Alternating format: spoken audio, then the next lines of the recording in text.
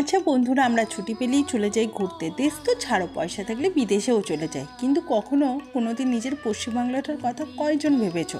কি নেই? উত্তরে চা বাগান, নদী, ডুয়ার্স থেকে শুরু করে দক্ষিণে সমুদ্র, সেই ম্যানগ্রোভ, আর আমাদের রাজা রয়্যাল বেঙ্গল টাইগার তো আছেনই।